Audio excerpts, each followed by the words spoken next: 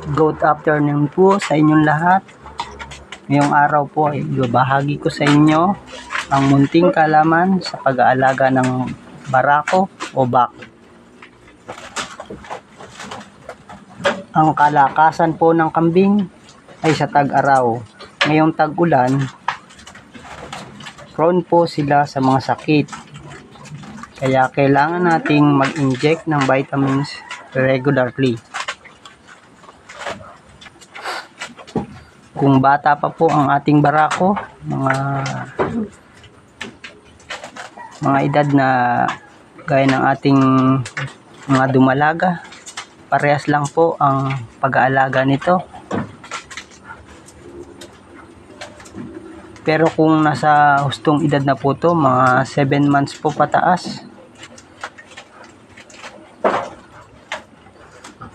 ang ating barako po ay kinukondisyon natin sa pamamagitan ng pagpupurga, pag-inject ng B-complex, iron at vitamin ADE at selenium. Dito po sa farm, nag-umpisa po tayo sa 3 pirasong kambing, 1 barako at 2 dumalaga. Nung nag-mature na po yung ating barako, mga 7 months po, nagamit na po natin to agad. Pero 2 lang naman po yung dumalaga, kaya pwede na rin yun.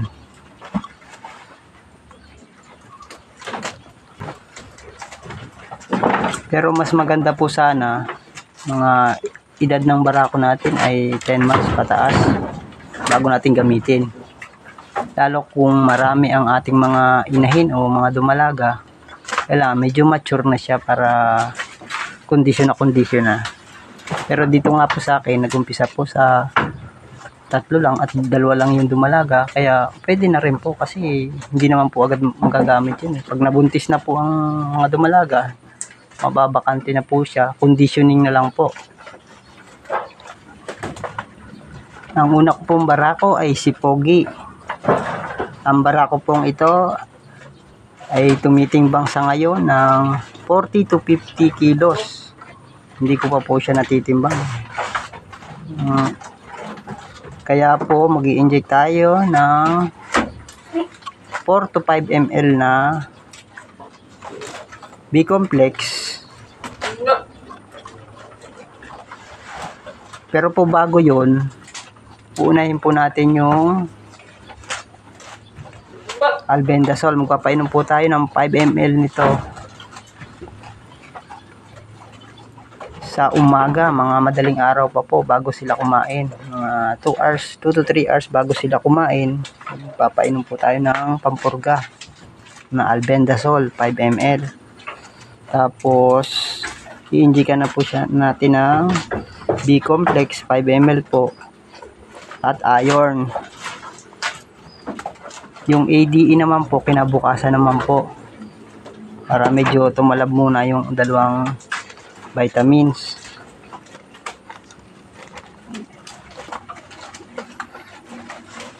Ito po ay ginagawa natin every 3 to 4 months. Ito ay maintenance ng ating bak o barako. Kaya po kahit bihira silang magkasakit, dapat regular pa rin ang kanilang maintenance para maiwasan ang pagkakasakit.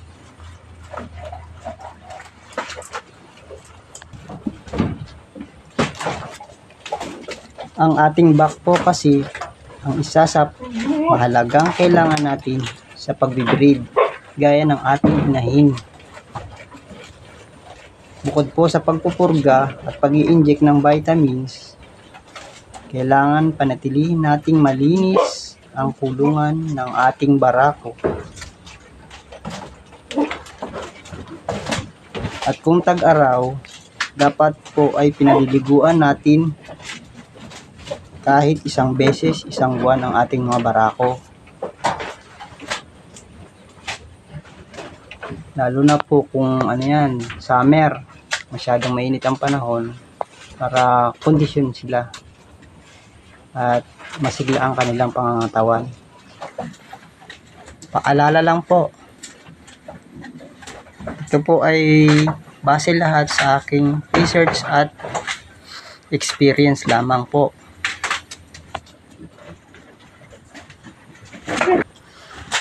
Kung may katanungan po kayo, i-comment nyo na lang po ako sa ating channel.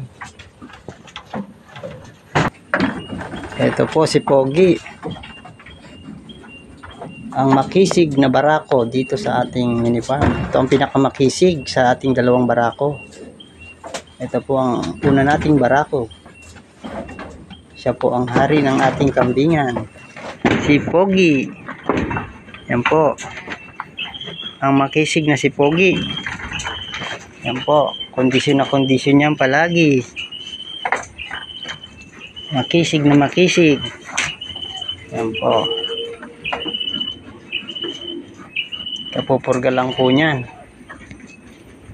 At ka-inject ng vitamins. Kaya pag maganda-ganda ang panahon, papaliguan po natin yan.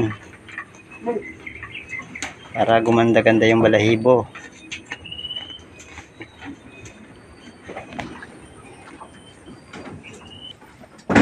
At ito naman po yung ating pangalawang barako, si Tisoy. Kasing laki po ni Pogi na ngayon. Mas malaki yung kanyang lahi ata kay Pogi. Hindi pa po natin to nagagamit. Kaya kondisyon na to. Itong barakong to. May 1 taon na po to. 1 taon na po yan. Matanda lang si Pogi dyan ng ilang buwan. Nabili po natin to ng mga 7 months. Ito yung ano na, 1 year and ano na yata to, 1 month, ganoon, 13 months na to. Edad nitong kambing na to. Tara yung ating barako ano na yun, ano na, 1 and a half na yan. May batang bata pa, hindi pa po nagagamit ang ating reserbang barako. Tisoy po yan. Yan po.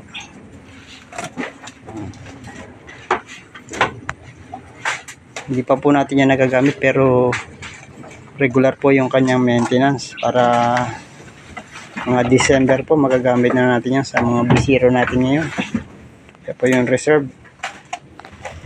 Kaya po tayo nagre-reserve para po sa ating mga bisiro, para po iwas sa inbreeding, para ang lahi po ng ating kambing ay tumataas at gumaganda lalo ang mga itsura at lumalaki ang kanilang lahi lalo pag maganda po ang ating barako. Hindi po tayo nagpa-practice ng inbreeding, hindi po maganda yon. Yan po ang ating barako, sobrang laki, hindi pa nagagamit po yan. Napakakisig. Ito si Tisoy, ang makisig. At ito po yung barako natin, kaya lang pambenta lang po ito. Napalakihin na po natin to, malaki na siya, mag 20 kilos na, mga 25 kilos na po siguro siya. Hanggang Disyembre ibebenta po natin siya para hindi na papanggulo pa rito, kasi nambubulog po, hindi po yan nakakapon, kaya ganyan. Palakihin lang po natin siya pambenta. Yan po yung unang anak ng ating barako. 6 months na po yan, pero ang laki. Yan po ang magandang dulot ng ating pagkondisyon sa ating mga alaga. At hindi po tayo nag-inbreed, malaki po ang lumalabas. Pwede po sana itong gawin ding ganador, kaya lang kung may kukuha, pero iaalis po talaga natin yan. Kaya kung mapusang ganador o patayin, yun po ang inaalis po natin mga barako natin dito sa ating farm.